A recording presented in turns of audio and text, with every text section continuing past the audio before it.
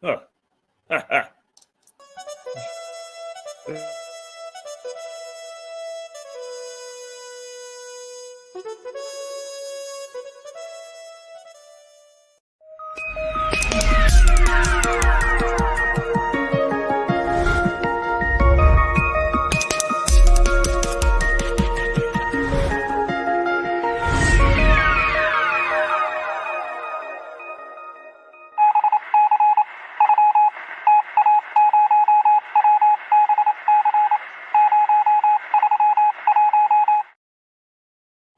Well, we got it right eventually. Have to go through the protocol, don't you know, though? And we're back after a half hour, which actually we always think that that half hour is going to give us all sorts of room to stretch our legs and have a cup of coffee, like Helen does. By the time you finish finding all the stuff for this next half hour, you're in trouble. You're in serious, serious trouble. If there's a haggard look on my face, that's what it's all about. I'm chasing the moon. Dear, dear, dear, dear. Right, in this half hour, what we do is we try to help those people who are new to Lewes. We try to help those people who watch outside Lewes, and there are many, many of you, I know. And actually, Louisians themselves who have forgotten little bits and pieces to remember what this town is all about, and its bloody, bloody background. So here we go with episode 7, and well, this speaks for itself.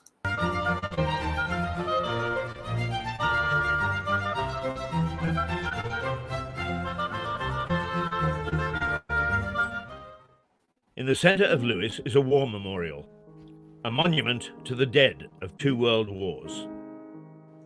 It's the centre of the huge bonfire celebrations in Lewes on November the 5th. And of course, Remembrance Day services at various times of the year.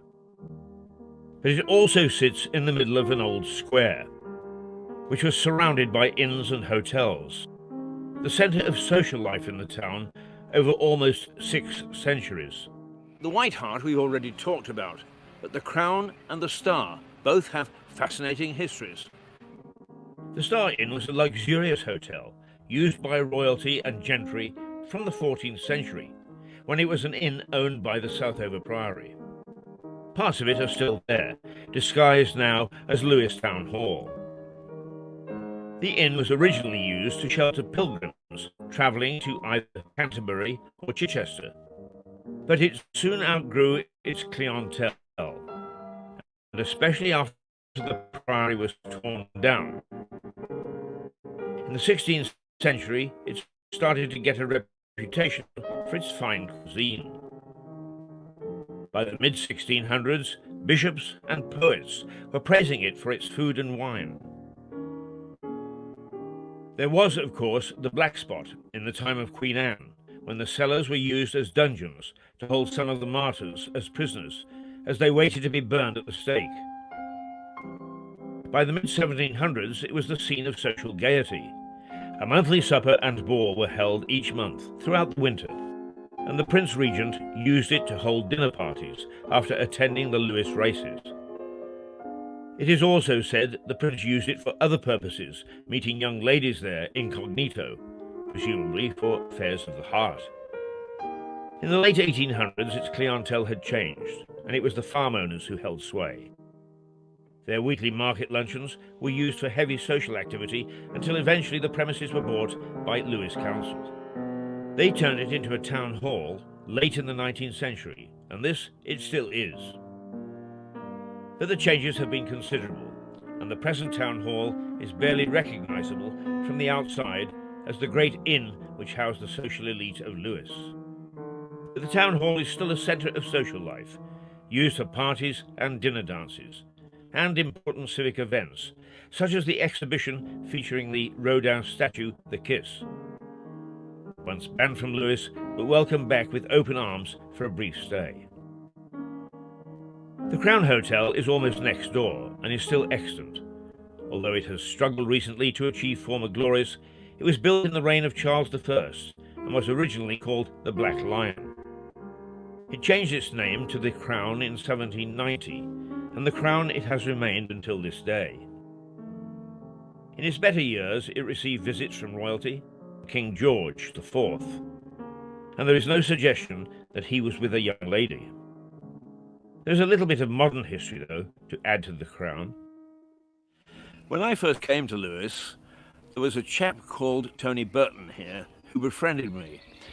Tony took out the tenancy of the Crown Inn after a life of travelling around the world. He installed a grand piano in the bar area and played it to laughter and gaiety throughout the 80s, and he attracted a whole range of entertainers to join him. Those glory days have gone.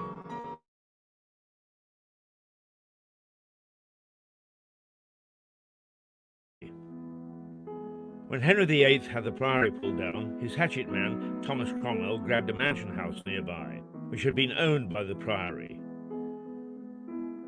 But he didn't own it until his power had started to slip. Anne of Cleves led to the downfall of Thomas Cromwell from almost unprecedented heights of power. He was the king's favourite, and why not? He'd masterminded Henry's break with Rome. But he also masterminded his marriage to Anne. She turned out to be anything other than a beauty, and Henry never forgave his friend for arranging the marriage. The king had the marriage annulled after 6 months, on the grounds it had not been consummated. Anne's looks are historically the reason given for why the king couldn't make love to her. Cromwell took the blame, and as he slipped from power, his enemies closed in. He was eventually imprisoned in the Tower and beheaded. He added, in a distant sort of way, to the bloody Lewes tag. The executioner took 3 shots at trying to behead him. Anne of Cleves was granted this 15th century house, bearing her name in Lewes, when her marriage to Henry VIII was annulled in 1541. It was on the 16th of February 1538 that Lewes Priory was given to Thomas Cromwell, who was then Keeper of the Privy Seal. He immediately set about converting part of the prior's lodgings as a home for his son Gregory. At the dissolution of the monasteries, Thomas Cromwell, who was Henry's chief advisor, had his beady eye on the land of Lewes Priory, as it was one of the richest and largest priories in the country. Now, he also wanted to set up a household in this area, and in fact his son Gregory lived in the what was latterly known as the Lord's Place across the road. It was the old prior's lodgings.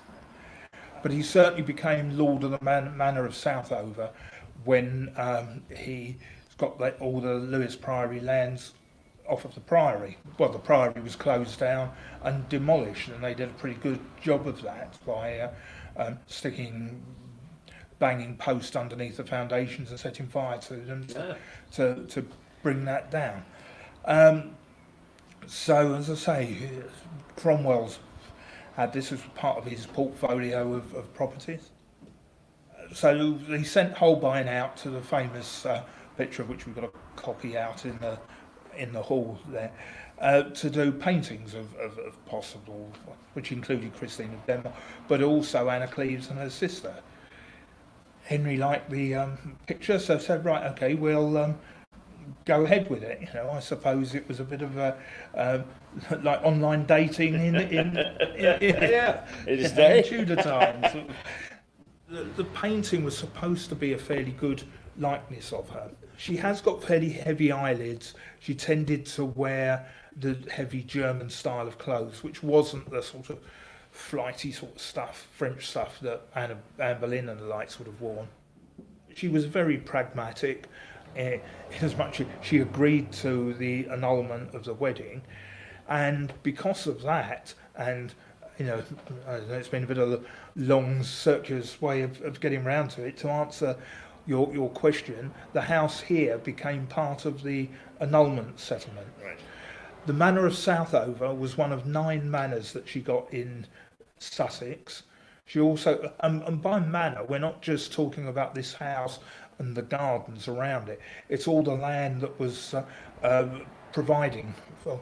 So this was one of 9 manors in Sussex. She had another 9 in Essex. He was welcome at court. She got on well with Henry and Mary and Elizabeth, his 2 daughters as well. She actually outlived all the other wives, and she's the only one buried in Westminster Abbey. At Anne's death, it reverted to the crown, and it went through a number of hands. Most notably was the Saxby family, who did a lot of the alterations to the house. So the original house would have been the footprint that you see from the road. So in fact, the bit that we've got now is the Iron Gallery and the Lewis Room was an old malt house.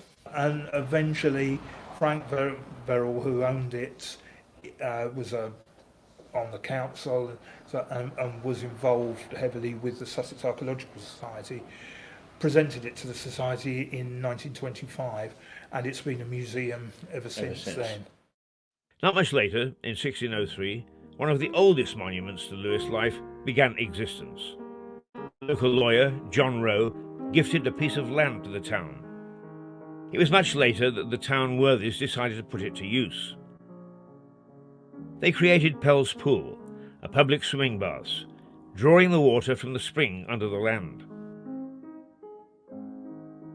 The water still comes from that source to this day.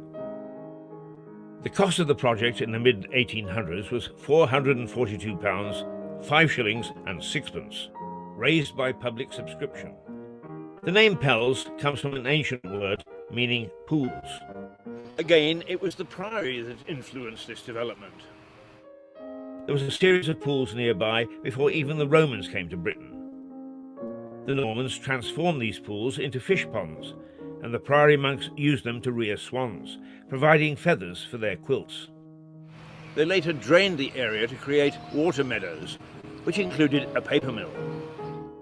Locals would swim in the mill pond, and so a tradition of swimming was established in the area, resulting in the present-day swimming pool, the oldest freshwater swimming pool in Britain. But water has not always been a friend to Lewis. Whenever I have talked about attacks on Lewis, it has been either fire, wars, or plague. But there was one enemy which had formerly been a friend throughout its history: water. Back in a moment, but for once not a visit to the pub, but a reflection on the power of water.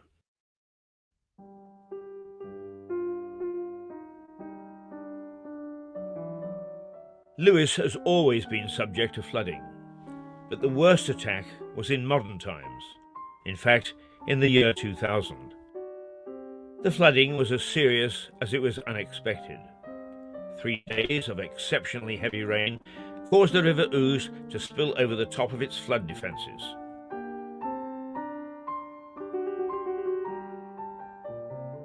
Southover, the area near to the Priory, flooded first. But the worst of the deluge swept into the town centre at about 9 o'clock that night.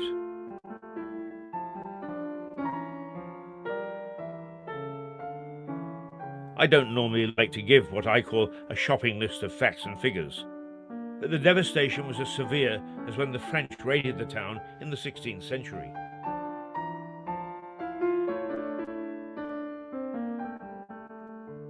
Almost 900 properties were flooded, over 500 vehicles were wrecked, and the total cost came to £90 million.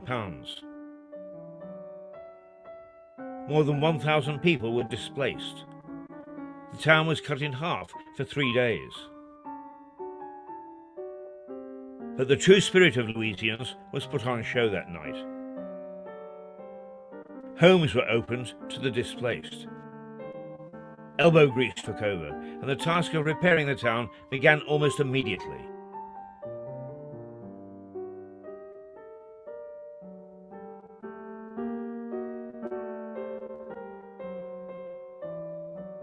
The long-term effects were felt for months, even years afterwards. Another bloody chapter in the history of the town. Lewis is a town of little theatre, opera companies, bands and musical societies. The people get on with entertaining themselves. So when cinema disappeared from the high street in 1961, it was barely noticed. Nostalgia, yes, but mourning, no.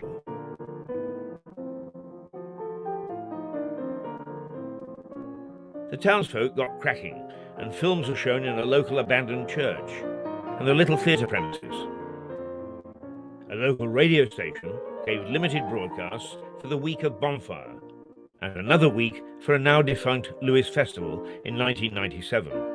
Radio Caburn evolved into Rocket Radio, a broadcaster still going strong, and the Bonfire marches begin in November. Then, as if by magic, with the development of blockbuster movies and multi-screen cinemas, the last picture show became the first. A new 3-screen cinema opens its doors. But as you've heard me say several times in this series, this is Lewis, and nothing is ever what it seems. Guess where the cinema is located? No, not quite in one of the 63 pubs, but you're close. In an old storage warehouse owned by Harvey's Brewery. It could only happen in Lewis. Tarantara! Quite wonderful, quite appropriate. Lewis is full of nostalgia, and previously I have told you about the importance of horse racing to Lewis. But equally, it is a railway town, and the railway has had a profound effect on the history of Lewis. The advent of the railway caused one death and one rebirth of important elements of Lewis the town. When it first came in 1844, the Brighton, Lewis and Hastings Railway gave a new means of trading to Lewis.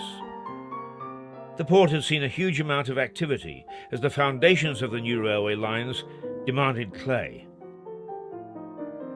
The barge owners were only too happy to oblige, and their vessels sailed back and forth up the Ouse, bringing load after load. But there is no sentiment in business, as they say. And the railway quickly took over the haulage business, once enjoyed by the ships sailing on the Ouse. Slowly, shipping declined, and so did the port. Lewis became an increasingly important railway hub, serving the coastal towns of Sussex as well as London and the nearby town of Uckfield. That line no longer exists, but as with all things lost in Lewis, there are serious attempts to get it reopened. While it caused the decline of the port, it was the saviour of the racecourse. Crowds had rapidly declined after royalty had ceased to favour the track, and transport proved difficult. But the trains gave easy access to Lewis, and the course flourished again.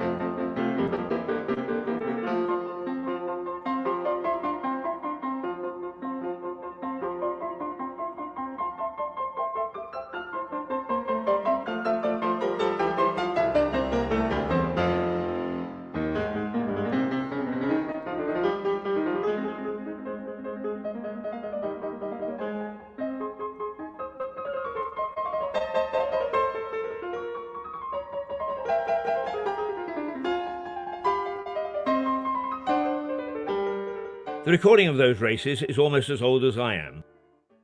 I can remember as a little boy standing on the platform scribbling down numbers as trains belching fire and smoke roared by.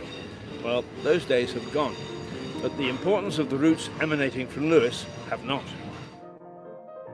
They are key transport systems linking the ports, major towns and the capital city with a ribbon of rail track, reaching out across the country, carrying people and goods. But the original network was much more ambitious than this. Trains have always been important to Lewes.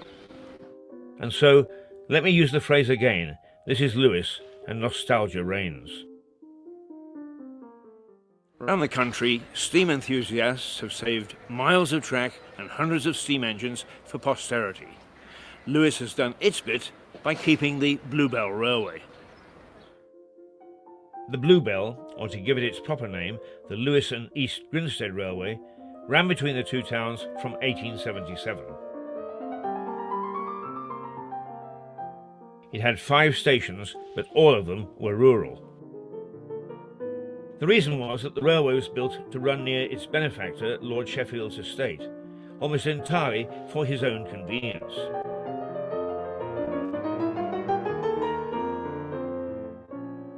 It recorded that the entire touring Australian cricket team on one occasion was taken to his lordship's residence to play against the Sussex team. Now it's a showpiece of steam trains and puffer engines, clanking along its original route, carrying passengers and goods through wonderful scenery, from Lewes to the old coaching stop of East Grinstead. Nostalgia.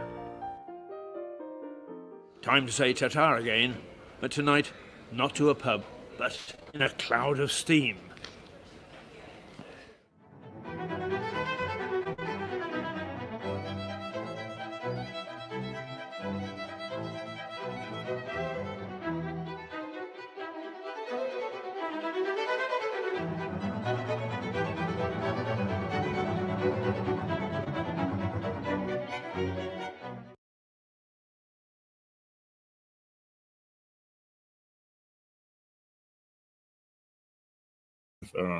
And there you go.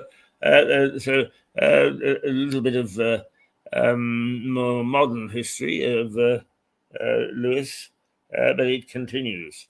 It continues on, and even as we speak, we are making history, and it's an evolving issue. Of course, history always is, but this town particularly is. It seems to have its fair share and continuing drama. So there it is. Right now, we're going to something different now, because eventually, sometime over the next month or two, we're going to have the return of Alex Hoare, who, with his pal Joey, did our gardening program with some distinction a little while ago. And he has not been well, and but he thinks that he may be up to returning with his program, which we always said was hosted by Joey with Alex helping. So here he is.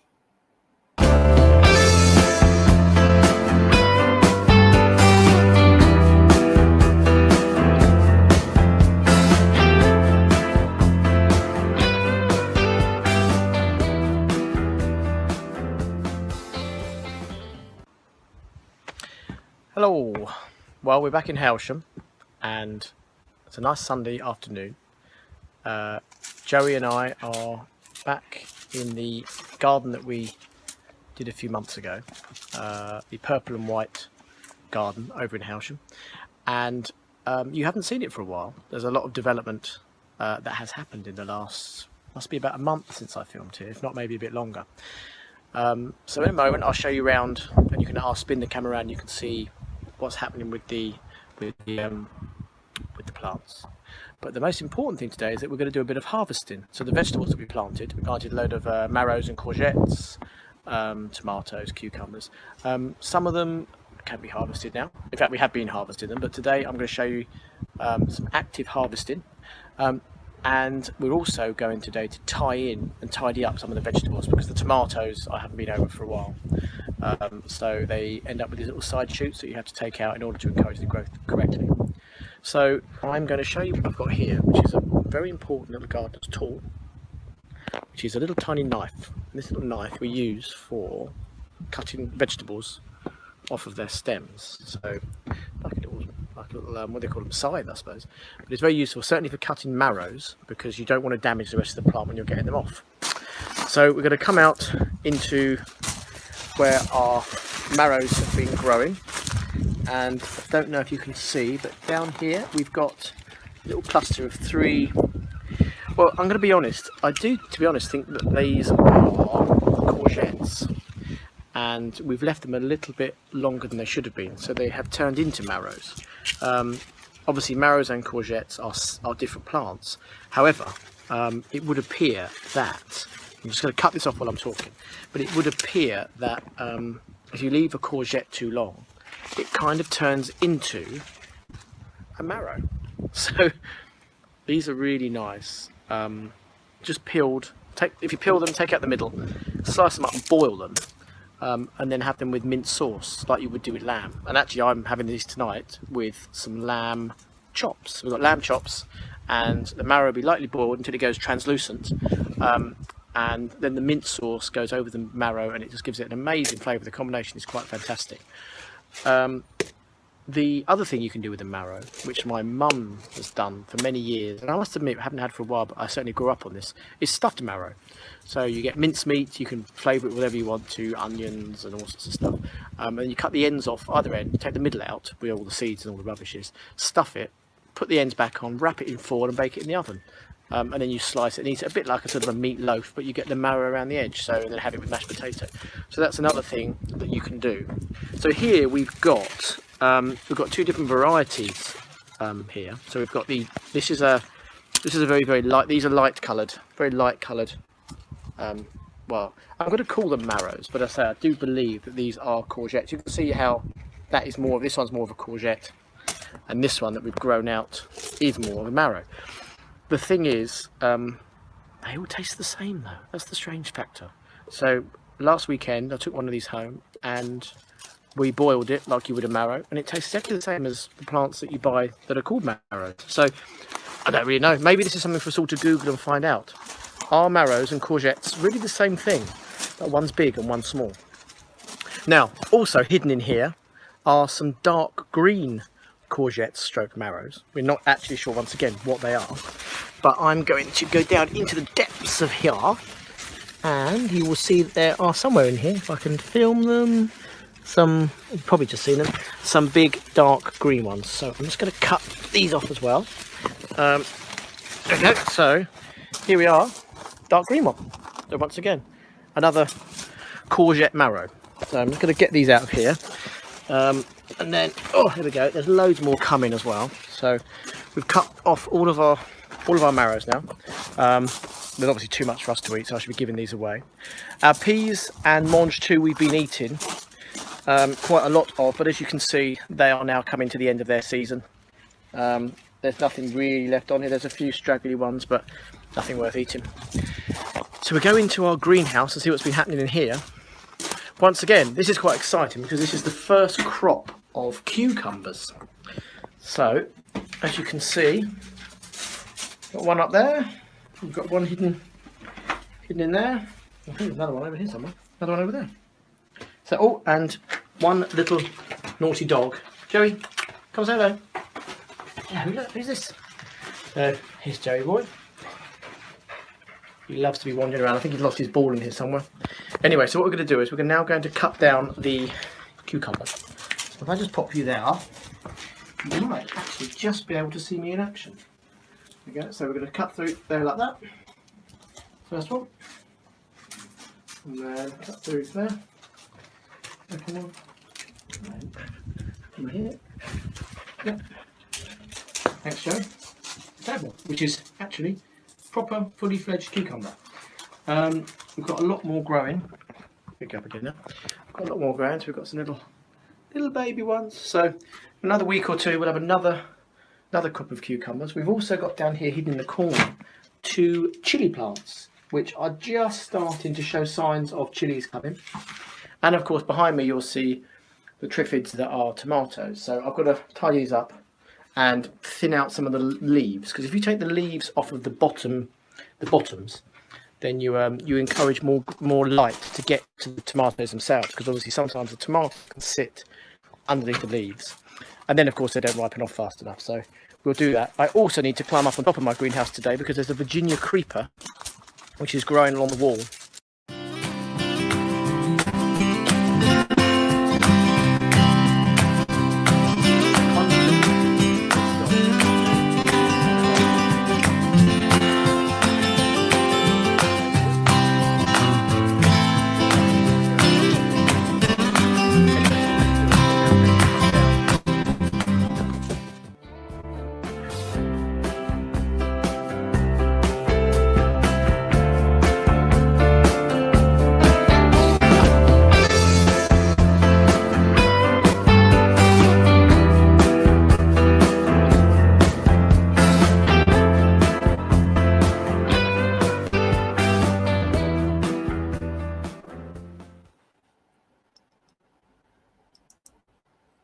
Well, Alex Hoare, who does a really nice, attractive job of going through gardens.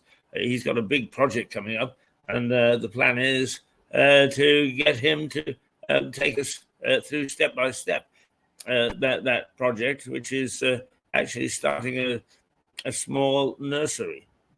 So we're looking forward to having Alex back. Okay.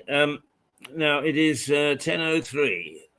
What we'll do is we will take a brief to 10:15.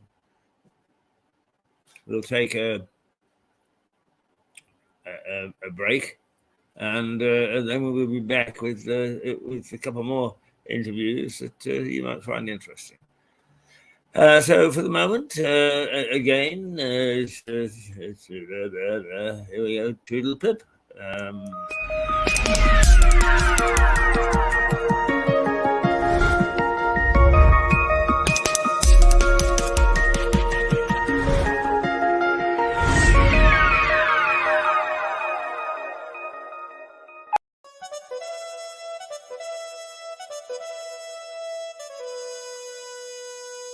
Thank you.